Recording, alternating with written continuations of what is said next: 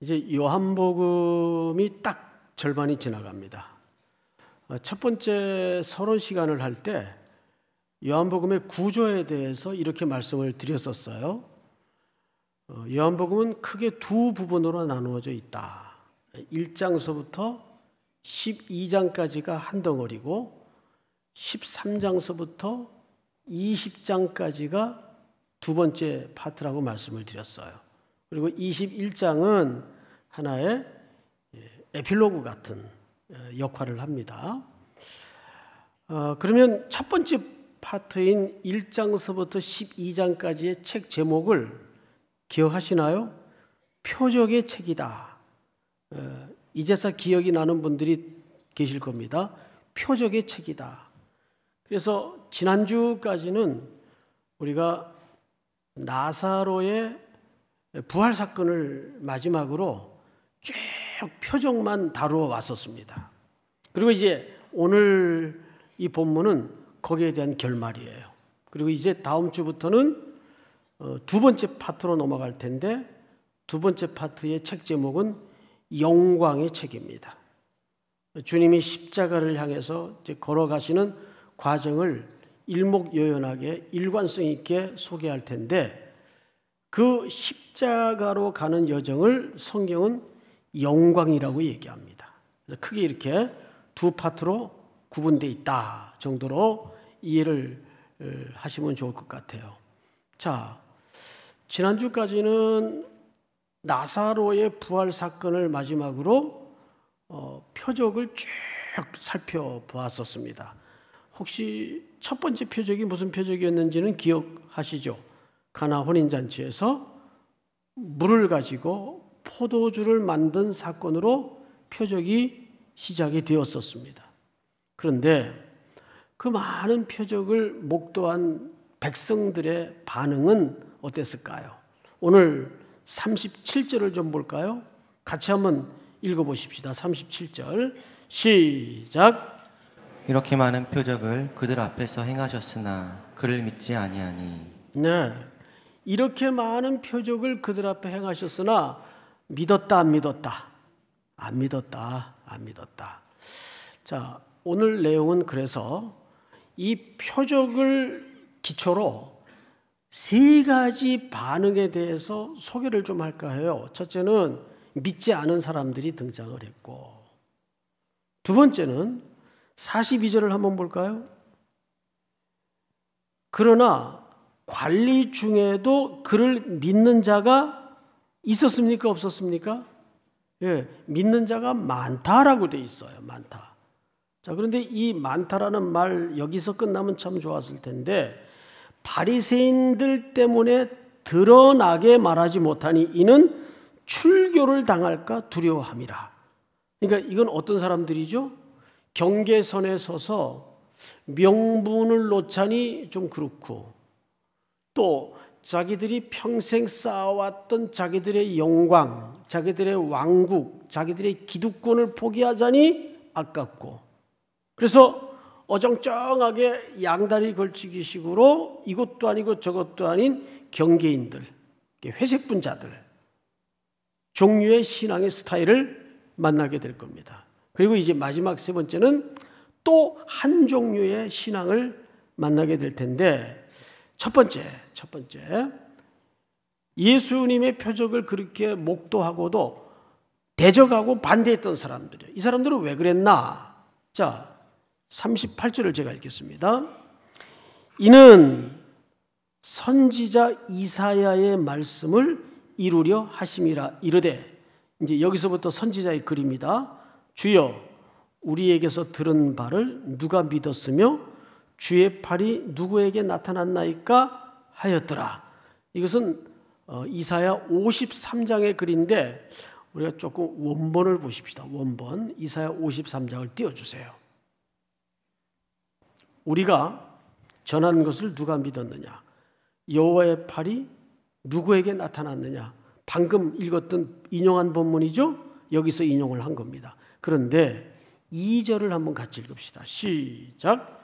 그는 주 앞에서 자라나기를 연한 순 같고 마른 땅에서 나온 뿌리 같아서 고운 모양도 없고 풍채도 없은즉 우리가 보기에 흠모할 만한 아름다운 것이 없도다. 네, 끊고 좀 지나가십시다. 2절에 소개된 메시아의 그림은 사람들이 주목하지 않는 모습이에요. 어느 정도인가 하면 그는 주 앞에서 자라나기를 연한 순 같고 마른 땅에서 나온 뿌리 같아서 고운 모양도 없고 풍채도 없은즉 우리가 보기에 흠모할 만한 아름다운 것이 없도다. 누가? 오실 메시아가 이런 모습으로 올 것을 이사야의 글을 통해서 이미 예고했어요. 사람들은 주님이 왔지만 그를 주목하지 않았어요. 나사렛에서 무슨 선한 것이 나겠느냐. 또 심지어는 예수님이 30 초반이었을 텐데 네가 아직 50도 안 된 주제에 그런 말을 하느냐. 그러면 최소한 예수님의 겉모습이 동안이었다는 얘기입니까? 나이보다 훨씬 많이 보였다는 얘기입니까? 훨씬 많이 보였다는 얘기예요. 이 동안은 성경적인 얼굴이 아니에요. 저 같은 얼굴. 이게 전혀 성경적인 얼굴이 아니에요. 뭔 소리를 하는지 지금 모르겠어요, 저도. 실제 예수님의 겉모습은 굉장히 초췌하고 오죽해서 마른 땅에서 나온 줄기 같았다라는 표현을 했을까요? 3절을 한번 볼까요? 3절 시작. 그는 멸시를 받아 사람들에게 버림받았으며 간고를 많이 겪었으며 질고를 아는 자라. 마치 사람들이 그에게서 얼굴을 가리는 것 같이 멸시를 당하였고 우리도 그를 귀히 여기지 아니하였도다. 네, 어느 구석 하나 흠모할 만한 것이 없고 귀히 여김을 받을 만한 외적인 모습이 보이질 않았어요. 그래서 사람들은 그를 고개를 돌렸고 주목하지 않았고 배척했고 외면해 버렸습니다. 이런 모습으로 주님은 메시아는 고난의 종으로 이 땅에 오실 것을 이사야 선지자가 이미 예고했어요. 왜? 오늘 본문으로 다시 눈을 돌려서 자 40절을 볼까요? 그들의 눈을 멀게 하시고 그들의 마음을 완고하게 하셨으니 이는 그들로 하여금 눈으로 보고 마음으로 깨닫고 돌이켜 내게 고침을 받지 못하게 하려 함이라. 여러분, 이것은 책임이 하나님께 있다는 말이 아니고 그들이 예수님을 그렇게밖에 볼 수 없었던 데에는 두 가지 이유가 있어요. 하나는 무지입니다. 우리가 12장에 걸쳐 오면서 계속해서 반복된 표현의 문장 하나가 있어요. 깨닫지 못하더라, 알지 못하더라. 무지를 얘기합니다. 그런데 이것도 표면적 이유에 불과합니다. 이 무지라는 원인도 이유가 되지만 그 무지 속에 덮어진 진짜 이유는 뭐냐 하면 그들의 왕국, 그들의 영광, 그들의 기득권을 포기할 수 없었기 때문에 그래요. 이것을 오늘 요한은 43절에서 이렇게 표현을 했어요. 43절, 그들은 사람의 영광을 하나님의 영광보다 더 사랑하였더라. 우리에게는 결국 두 개의 영광이 있습니다. 하나는 자기 영광이에요. 자기 영광과 자기 왕국과 자기의 기득권입니다. 결국 이것 때문에 우리 눈이 가리워져요. 무지가 발생하고 주님을 주님으로 보지 못하는 불행에 빠지게 되는 거죠. 결국 우리는 이 양자 사이에 걸려 있어요. 자기 왕국을 추구하는 삶을 살 것이냐, 그리스도의 왕국을 추구하는 삶을 살 것이냐. 이 둘 중에 하나일 수밖에 없습니다. 그러나 그 수많은 사람을 살려내고 눈먼 자를 고쳐내고 38년 된 환자를 일으키시는 주님의 표적을 보고도 그들은 그 자기들의 왕국, 자기들의 기득권, 자기들의 영광을 놓을 수 없기에 눈이 가리워져서 결국 메시아를 십자가로 내모는 역할을 하고 말았습니다. 주님은 기꺼이 13장서부터 이제 그 영광의 고난을 감당하는 주님만이 이해할 수 있는 영광의 길로 두벅두벅 십자가를 향해서 걸어가실 겁니다. 주님은 그 일을 위해서 이 땅에 오셨다 그 말이에요. 자, 두 번째 42절을 다시 꼼꼼히 보십시다. 42절을 보니까 그러나 관리 중에도 그를 믿는 자가 많되, 자, 앞을 잠깐 보실까요? 관리가 누굽니까? 기득권 세력이에요. 이들이 그 공동체 안에서 유대교의 본산지에서 그 관리의 직책에 올라가기까지 얼마나 많은 시간을 들였고 노력을 했을까요? 또 율법에 매달렸을까요?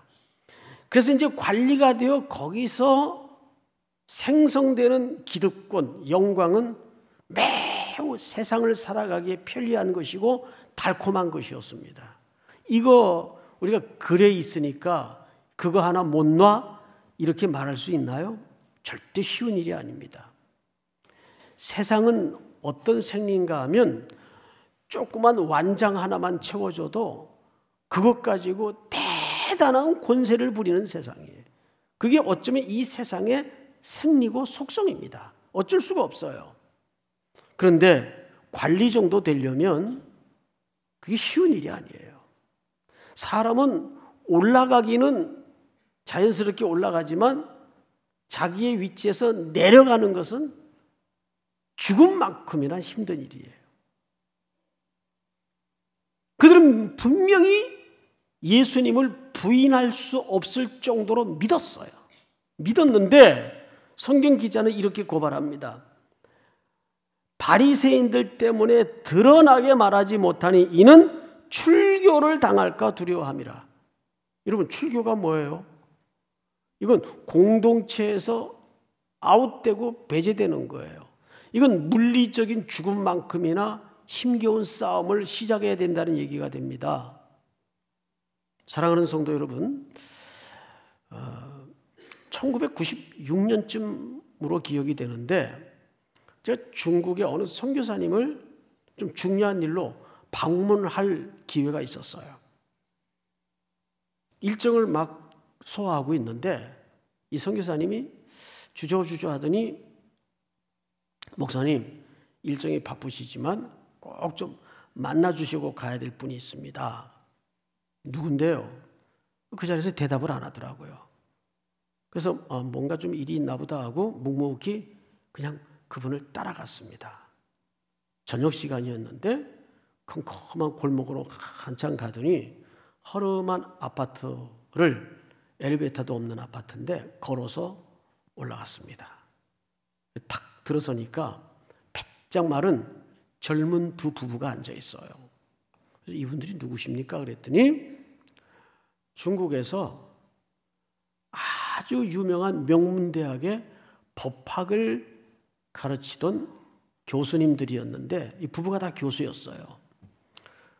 어느 경로를 통해서 복음을 듣게 된 겁니다. 그리고 자기 인생의 어느 날 번개가 치듯 찾아온 그 예수님의 사랑, 복음의 뜨거움 앞에 생이 완전히 뒤집어졌습니다. 그리고는 내 마음에 찾아오신 이 예수님에 대해서 나누고 소개하지 않으면 견딜 수 없는 불붙는 마음이 일어난 거예요. 그래서 위험을 무릅쓰고, 그때만 해도 중국이 지금처럼 또 잘 살던 때도 아니고 자유로울 때도 아닙니다. 은밀하게 사랑하는 제자 며칠 모아가지고 자기가 만난 예수를 간절한 마음으로 가르치고 나누고 있었습니다. 근데 이것이 제자 중 하나가 이 낌새를 알아채고 밀고를 해버린 거예요. 공안당국에. 급습을 받고 두 부부는 당연히 체포가 됐죠. 3개월 동안 두 가지 제한을 놓고 무시무시한 고초를 겪게 됩니다. 첫째, 지금부터라도 공안당국의 질서를 따르겠느냐. 두 번째는 네가 만난 그 예수라는 인물에 대해서 고백을 변경하거나 포기할 수 있다면 너를 풀어줄 용의가 있다. 이 교수들을 만나보니까 그렇게 뭐 드센 인상도 아니고 그저 초라한 정말 힘없는 선비 같은 모습이에요. 그런데도 3개월 동안 무시무시한 고초를 겪어내면서도 이런지하에 거절을 합니다. 그리고 담담하게 흔들리지 않고 그 고초를 겪은 끝에 결국 교수직을 박탈을 당해요. 그리고 그때 제가 만났을 즈음이 집안의 연금 상태에 있었습니다. 그러니까 밖에 출입은 안 되는 거예요. 사람들은 그 집을 들락달락할 수 있어도 출입은 불가한 상태였습니다. 세월이 꽤 지났는데도 그 매우 단호한 그 가녀린 듯 보이는 이 젊은 두 교수 부부의 그 사건이 계속 기억이 나요. 여러분, 우리는 가끔 삶을 살다 보면 이렇게 물리적인 박해는 당장 내 앞에 없을지라도 세상의 실리와 명예와 이익을 손에 붙들고 내가 조금만 눈 감고 조금만 비겁하면 이게 내 몫이 될 텐데 내가 그리스도의 제자로 복음과 함께 고난을 각오하면 이걸 놔야 되는 기로에 서 있는 경우들이 얼마나 많습니까? 사실 이 관리들은 기득권층들이에요. 그런데도 예수님의 표적과 복음 선포를 통해서 그분을 부인할 수가 없었습니다. 그래서 믿는 관리들이 많아졌다고 돼 있어요. 그런데도 그들은 출교를 당할까 두려워해서 자기의 고백을 드러내지 못한 삶을 살고 있었는데 성경 기자인 요한은 이것을 어떻게 평가했나? 43절을 다 같이 한번 읽어볼까요? 시작! 그들은 사람의 영광을 하나님의 영광보다 더 사랑하였더라. 네, 사람의 영광을 하나님의 영광보다 더 사랑하였더라. 늘 우리는 이 두 개의 영광 사이에 끼어 있어요. 어느 쪽의 영광을 붙들 것인가? 여러분, 세 번째 경우로 들어가겠습니다. 세 번째는 44절에서 소개되는데 이렇게 소개를 하고 있어요. 예수께서 외쳐 이르시되, 앞을 잠깐 보십시다. 여기 외쳐 이르시되라는 이 동사는 예수님에게 관련돼서 정확히 요한복음에 4번 등장을 하는데 공통점이 있어요. 4번 등장된 외쳐 이르시되라는 말 전부 신적인 기초와 근거와 기원을 말할 때 이 표현이 등장을 해요. 외쳐 이르시되. 그럼 지금부터 소개하고자 하는 내용은 그 출처와 기원이 근거가 하나님께로부터 있다는 얘기입니다. 자, 무슨 내용이 담아져 있는가를 한번 보실까요? 제가 읽습니다. 나를 믿는 자는 나를 믿는 것이 아니요 나를 보내신 이를 믿는 것이며. 앞을 보세요. 예수님이 여기에서 예수님 자신의 정체성, 아이덴티티를 첫 번째 어떻게 설정하셨는가 하면 나는 보냄을 받은 자다라는 설정을 가지고 시작합니다. 다시요. 예수님은 어떤 자로 시작을 해요? 보냄을 받는 자. 이거는 우리 그리스도인들에게 굉장히 중요한 삶의 질서이어야 합니다. 여러분들이 누구냐라고 누군가 여러분들에게 질문을 했을 때 뭐라고 대답을 나와야 될까요? 나는 보냄을 받은 자입니다. 그러니까 여러분들이 예수님이라는 말이 아니고 이 말을 누가 하셨죠? 아버지께서 나를 보낸 것 같이 나도 너희를 세상으로 어떻게 하노라? 보내노라. 여러분들을 보내시는 분은 누굽니까? 예수 그리스도세요. 그러니까 여러분 정말 일상 속에서 내가 보냄을 받은 자구나. 이 감각을 갖고 사나요? 요셉이 하나님의 전체 섭리 그림을 깨닫지 못했을 때에는 팔자가 기구해서 운명이 기구해서 끌려오고 팔려온 줄 알았어요. 그런데 하나님의 전체 그림에 눈이 떠지자 그가 첫 번째 뱉었던 고백 중에 하나가 뭐냐면 내가 이곳에 끌려오고 팔려온 게 아니라 보냄을 받은 자였구나. 이걸 누구한테 처음에 얘기합니까? 형들 앞에. 당신들보다 앞서 보냄을 받았나이다. 당신들보다 앞서 보냄을 받았나이다. 우린 누구로 살아야 돼요? 보냄받은 자로 살아야 돼요. 믿으십니까? 내가 그 일터에, 그 가정에, 그 공동체에 보냄을 받은 자로 자리매김되어질 때 그곳에서 내 삶의 의미는 달라질 수밖에 없어요. 내가 그냥 스펙이 짧아서 이런 회사 들어왔구나. 내가 학교 다닐 때 공부 좀 더 할 걸. 그 정도 후회를 하는 건 좋은데 그게 근본적인 의미가 되어서는 안 돼요. 내가 그곳에 뭐 한 자예요? 보냄을 받은 자예요. 그럼 보냄 받은 자는 어떤 삶을 살아야 되는가? 자, 49절을 보세요. 내가 내 자의로 말하는 것이 아니요 나를 보내신 아버지께서 내가 말할 것과 내가 이룰 것을 친히 명령하여 주셨으니. 앞을 보실까요? 예수님은 첫째, 보냄을 받은 자로서 그의 발자국을 쫓아가 보면 어느 곳 어느 경우에도 자의적인 감정이나 자의로 걸어간 행적이 한 군데도 없어요. 전부 찬송의 후렴처럼 그의 인생의 후렴구에는 무슨 수식어가 쫓아다닙니까? 말씀을 이루려 하심이라 성경대로 살아나사. 기억나세요? 하나님의 뜻을 이루려 하심이라. 어느 한 발자국도 흐트러짐 없이 그는 첫째, 보냄받은 자로서, 두 번째, 그분의 말씀의 원리를 따라 걸어갔어요. 그렇다면 예수님을 보냄받은 자로 살게 한 연결고리, 유일한 끈은 뭡니까? 하나님의 말씀이에요. 50절을 한번 같이 읽어볼까요? 50절 다 같이 시작. 나는 그의 명령이 영생인 줄 아노라. 그러므로 내가 이르는 것은 내 아버지께서 내게 말씀하신 그대로니라 하시니라. 할렐루야. 아버지께서 내게 말씀하신 그대로 나는 말하고 삶을 살아낼 뿐이다.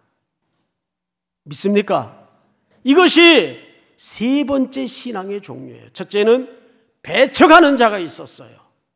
이 배척하는 인생들을 위해서 주님은 이제 13장서부터 십자가를 향하여 얼마 남지 않은 죽음의 길을 스스로 뚜벅뚜벅 걸어가실 겁니다.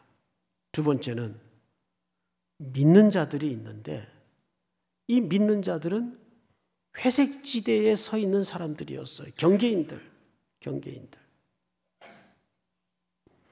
왜? 출교를 당할까 봐. 예수님 시대에 로마 제국하에 있었습니다. 로마 황제는 어떻게 백성들로 하여금 인사를 가르쳤죠? 인사 속에 가이사는 주님이십니다. 그 당시에 목숨 걸고 이 인사를 거절했던 부류들이 그리스도인들입니다. 그들은 어떤 죽음을 당했습니까?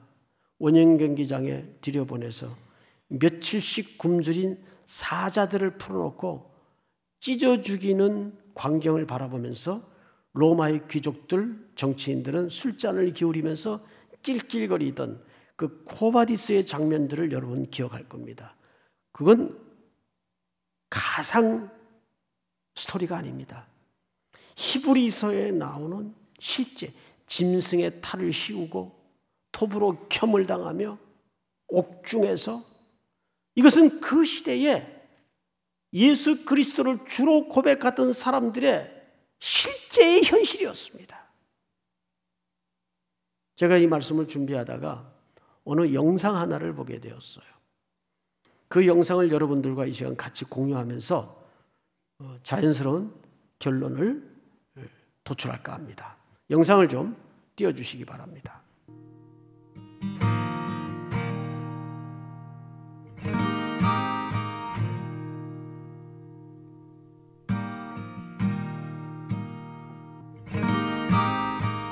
There's a true story of a small village in India. And in this village, there was this family that came to a saving faith in Jesus Christ as Savior and Lord. This agitated the village so much, and everybody became so upset that an angry mob gathered and shoved them into the public square. The village chief confronted them, and he said to the man, "If you and your family will not recant your faith, you all will surely die." The man didn't know what to say or what to do. And so the only thing that came to mind for him were the words of a song that he himself had composed when he had first surrendered his life to God. And so he began to sing, "I have decided to follow Jesus. No turning back, no turning back." And with that, horrifically, his children were killed. I have decided to follow Jesus. I have decided to follow Jesus. I have decided to follow Jesus. No turning back, no turning back.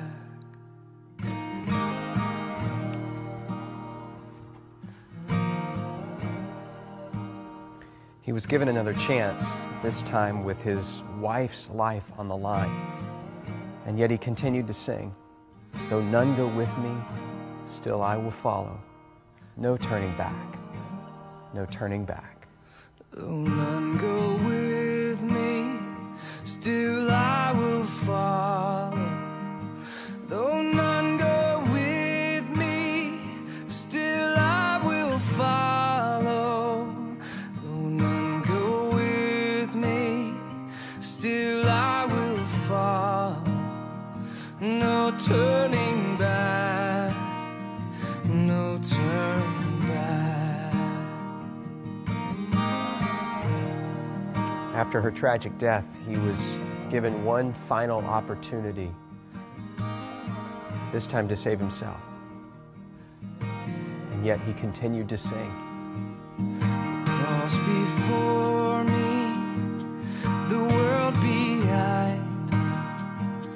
The cross before me, the world behind me. The cross before me, the world behind me. No turning back, no turning back.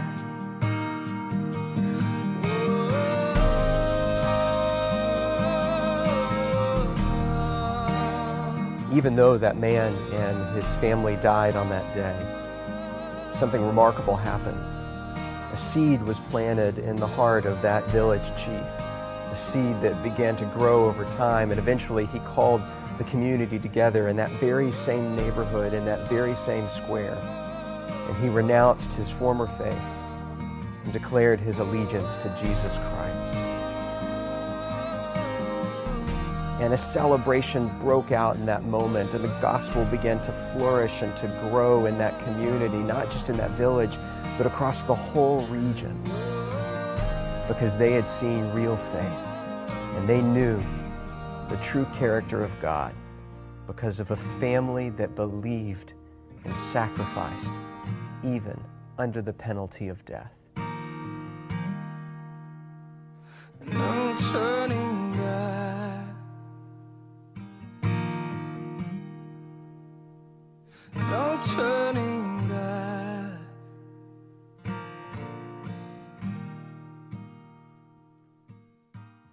지난번 중동 어느 나라에서 중동 두 소녀에게 세례를 줄 기회가 있었습니다. 그들은 제가 오기 전 3개월 전서부터 그 세례를 준비하고 있었어요. 막상 물통을 준비해 놓고 그들에게 세례를 주려고 하는데 그 두 소녀의 몸이 너무너무 얼어붙는 거예요. 그들의 나라에서 종교를 바꾼다는 것은 평생 죽음 같은 고초를 각오해야 되는 결단 없이는 행할 수 없는 일입니다. 제가 이렇게 제안을 했어요. 정 두려우면 다음에 해도 좋다. 그랬더니 그들의 입에서 뜻밖의 이야기가 나왔어요. 너무 무섭지만, 너무 두렵지만 이번 기회를 놓치고 싶지 않습니다. 주님이 나를 구원해 주신 그 구원의 은혜를 흔적을 갖고 싶습니다. 그리고 그들에게 세례를 베풀었습니다. 여러분, 왜 두렵지 않겠어요? 왜 무섭지 않겠어요? 그런데 그 공포와 그 두려움을 뛰어넘는 주님께 붙들린 구원의 은혜, 하나님이 나를 독생자 예수 그리스도를 통해서 어떻게 사랑하셨는가? 우리는 그저 오래된 CCM, 고전 복음송으로만 알고 있던 이 오래된 찬양 속에 한 가정의 처절한 죽음이 감춰져 있다는 사실 앞에 옷깃을 여미게 됩니다. 오늘 이 영상과 이 말씀을 듣는 우리 모두에게 세 가지 기도 제목을 주님이 함께 했으면 하는 마음을 주십니다. 첫째는 지구촌에 생사의 기로 앞에 박해를 받는, 그저 좀 어려운 정도가 아니라 생사의 기로 앞에 내몰려져서 벼랑 끝에서 박해를 받고 있는 17만 명의 박해받는 형제들이 있습니다. 그들을 위해서 오늘은 특별히 좀 기도를 했으면 좋겠어요. 두 번째는 우리를 위해서 기도하십시다. 우리는 명분도 놓고 싶지 않고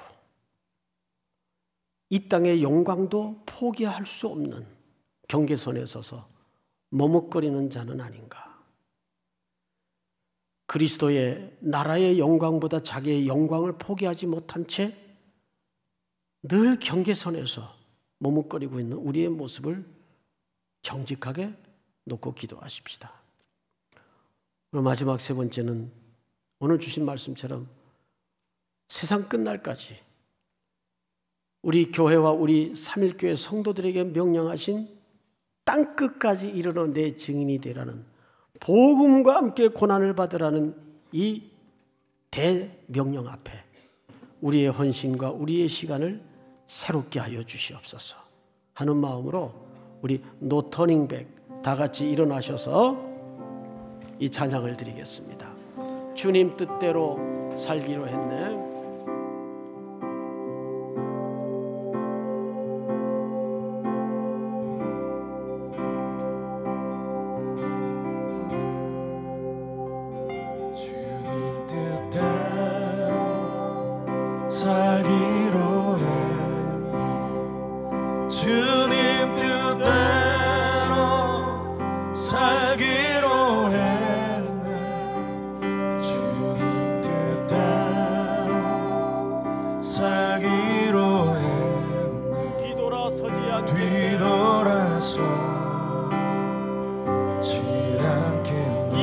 세상 사람 날 몰라줘도 이 세상 사람 날 몰라줘도 이 세상 사람 날 몰라줘도 이 세상 사람 날 몰라줘도 뒤돌아서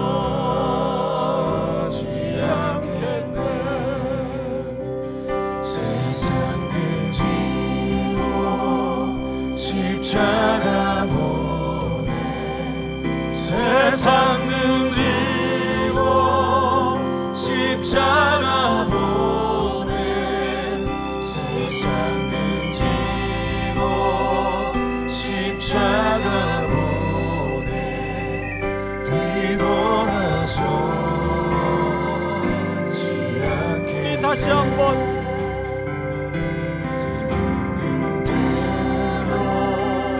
살기로 했네 주님 뜻대로 살기로 했네 주님 뜻대로 살기로 했네 뒤돌아서지 않겠네 뒤돌아서지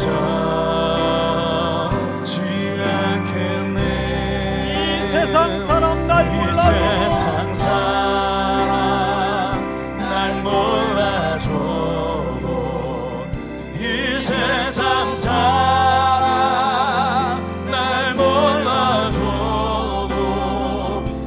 이 세상 사람 날 몰라줘도 뒤돌아서지 않겠네 세상 등지고 십자가 보내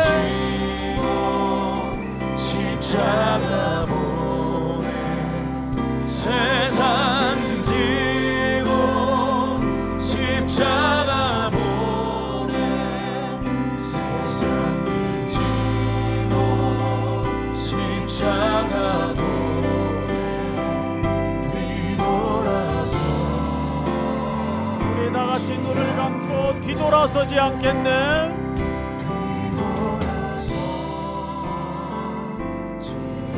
우리 다시 한번 뒤돌아서지 않겠네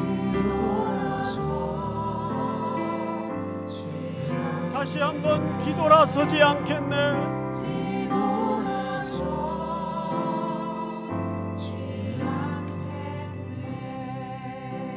우리 방금 나누었던 세 가지 기도 제목을 붙들고 다시 한번 박해받는 우리의 지구촌의 형제들을 위해서 또 내 삶을 다시 한번 경계인의 삶을 아닌가를 돌아보고 우리의 남은 순례의 여정에 새로운 선교의 헌신을 위해서 세 가지 제목을 놓고 다시 한번 주여 부른 다음에 소리내어 통성으로 기도합니다.